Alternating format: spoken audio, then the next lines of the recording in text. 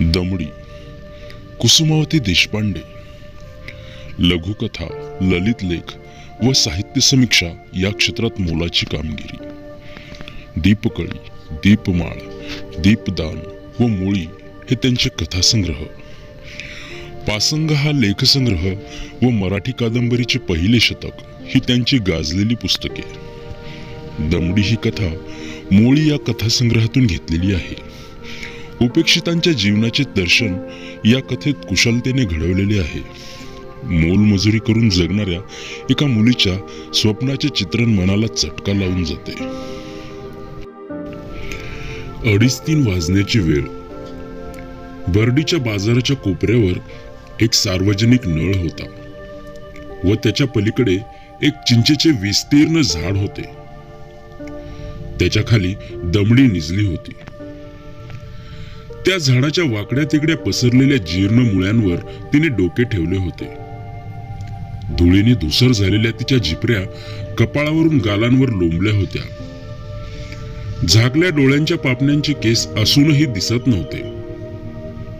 गालांची तर नुसती हाडे झाली होती. हडकुळ्या खांद्यांवरून आलेल्या मळक्या चोळीची तिने जेमतेम गाठ मारली होती. कमरेला अर्धे मुर्दे विटके लुगडे गुंडाळले होते आणि तिने त्याचा कसाबसा काचा खोसला होता. तिने आपले 10-12 वर्षाचे पोरसौदा अंग जमिनीवर टाकून दिले होते. तिच्याकडे पाहिले तर वाटावे की ही केव्हाची गाढ झोपी गेली असावी, पण तसे नव्हते. तिने काही क्षणापूर्वीच अंग टाकले होते. बाजारात ती 1 तासापूर्वी तर आली होती. आपल्या आजीबरोबर ती मोठ्या पहाटेच ठेकेच्या वावरात गेली होती. तिच्या कमरेवल्या उंच वाढलेल्या गवताच्या पेंढ्या तिला बांधू लागली होती. सोनेगाव जवळच्या वावरात त्यावेळी कुणी चिटपाखरूही नव्हते. तिच्या आजीच्या सपासप चालणाऱ्या वेळाचाच आवाज त्या शांततेचा भंग करत होता. मधूनच एखादा सुतार पक्षी त्याला साथ करी. चांगले 2-2.5 तास खपल्यावर त्यांचे भारे तयार झाले होते. ते ओल्या गवताचे लवलवते भारे डोक्यावर घेऊन दोघी निघाल्या होत्या. 2-2.5 मैल चालल्यावर कुठे अजनी जेलचे नाके दिसले. अनखेर बाजार. तिथे पोचल्यावर मात्र आजीने तिला सुट्टी दिली होती. मग आपली भाकरीची गठडी घेऊन ती त्या सार्वजनिक नळावर गेली. हातपाय धुवून भाकरी खायला बसली. एवढेशे तुकडे चगळत चगळत ती भाकरी खात होती. ती एक घास तोंडात घाली व भोवतालच्या साऱ्या पसाऱ्यावर आपली नजर भीरभीर फिरवी. जणू त्या भाकरीच्या तुकड्या बरोबर भोवतालचे सारे जीवन ती तोंडी लावत होती. अर्र, केवढ्या भर दिशी धावतात या मोटारी आणि फस दिशी पाणी उडवतात मेल्या. या भाजीवाल्या चालल्या सोनेगावच्याच तर दिसतात या. हो तर काय, ती नाही का ती गोप्याची माय. भरली भरली टोपली भांड्यांनी हाऱ्याच्या वर कशा गोलच गोल उभ्या करून दिल्या. जसे काही शिपाईच त्या उडण खटुल्याच्या तळापाशी नाही का उभे राहत संगीनी घेऊन तशा. आणि त्या मोटारी अशा भारी अवघा रस्ता भरून टाकतात. बाजूनी जाणाऱ्या माणसालाही आपल्या वाऱ्याने ओढून नेतात जणू. लोणीवाल्या उतरल्या बर का त्या झाडाखाली निंबाच्या. रामा रामा, केवढा कलकलाट त्यांचा. आडत्याशी झुंज घालतात जणू. काय न्यारा घमघमाट सुटलाय. तिने मागे वळून पाहिले. तिच्या पाठीशीच शेवभजीवाल्याची राहुटी होती. शेवेचा असा चरचरीत घाणा घातला होता त्याने. दमडीचा भाकरीचा घास हातातच राहिला. विस्फारलेल्या डोळ्यांनी त्या तेवढ्या अंतरावरून त्याच्या कडईकडे ती पाहत राहिली. कोणीतरी मुंडासेवाला बाबा आला. त्याने 2 पैसे दिले. कागदात मूठ भरून शेव घेतली. पलीकडेच 4 हातांवर जाऊन तो खात बसला. दमडीने सावकाशपणे डोळे वळवले. आपल्या भाकरीच्या पटकुराकडे पाहिले व हळूच हात उचलून तोंडात घातला. तिच्या जिभेवर जणू शेवेचे तुकडेच फिरत होते. भाकरी खाऊन झाल्यावर तिने उठून आपले पटकूर झटकले. नळावर जाऊन कोपरापर्यंत पाण्याने ओघळ घळाघळा जाईतो ती ओंजळीने पाणी प्याली. फटकुरालाच हात तोंड पुसून चिंचेच्या झाडापाशी आली. मग तेच फटकूर चुंबळीसारखे उशाशी घेऊन झाडाच्या मुळ्यावर डोके ठेवून झोपली. 5 मिनिटातच तिला भोवतालच्या जगाचा विसर पडला आणि ती स्वप्नाच्या जगात शिरली. त्या स्वप्नात ती अखंड चालत होती. पावलामागून पाऊल टाकत होती.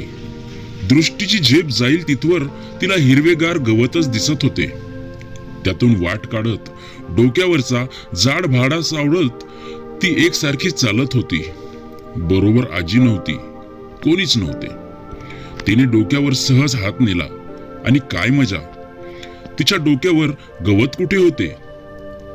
काहीतरी लांब, पिवळे, कडक, गरम त्याचा सबंध बारा तिच्या डोक्यावर कोणीतरी दिला होता. आहा, शेव, खमंग कुरकुरीत गरम शेव होती ती. तिच्या डोक्यावर होती. तिच्या हातानेच तिने धरली होती. त्यातली शेव खावी आपण.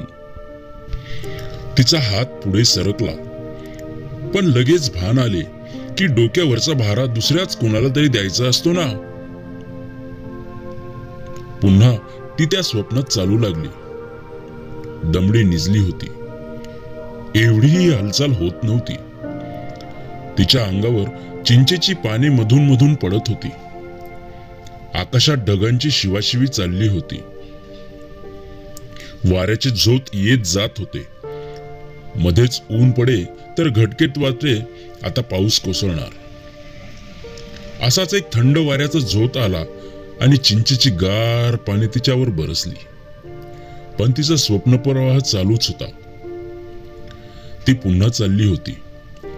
आता स्वप्नात एक थबथबलेला गवताचा भारा तिच्या डोक्यावर होता.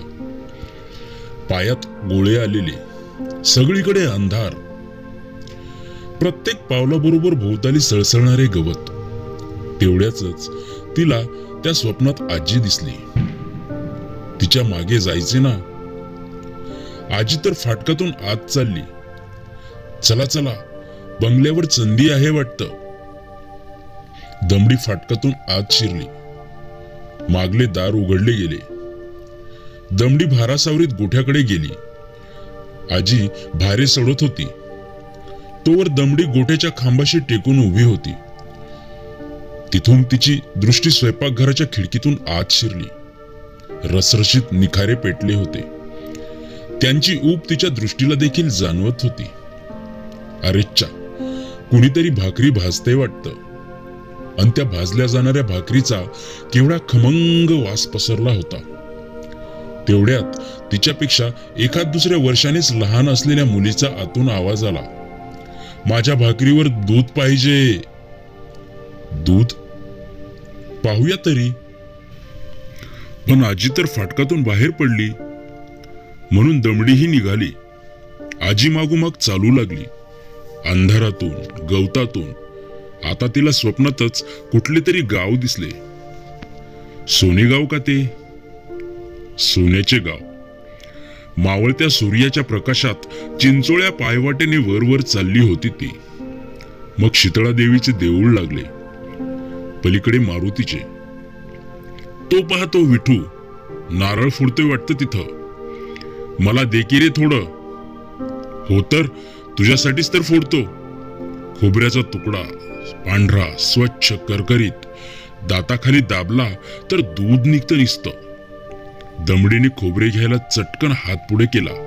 विठू म्हणत होता, हो हो, हा सगळाच्या सगळा तुझ्यासाठीच आहे. दमडे घे, सगळा घे दमडे.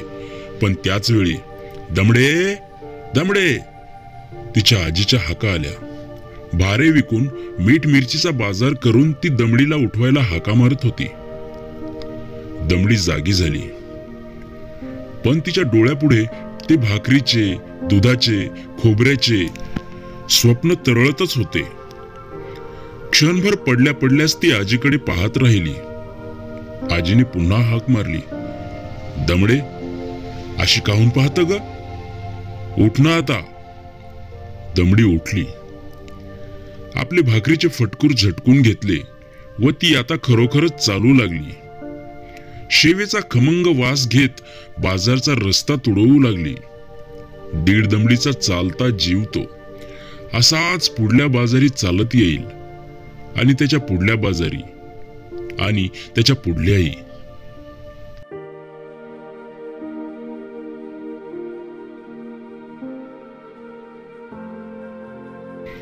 मित्रांनो, ज्यांना हा धडा होता त्यांनी खाली कमेंट्स करा आणि समीक्षा द्या. आमचा व्हिडिओ कसा वाटला कमेंट्स मध्ये नक्की लिहा. धन्यवाद.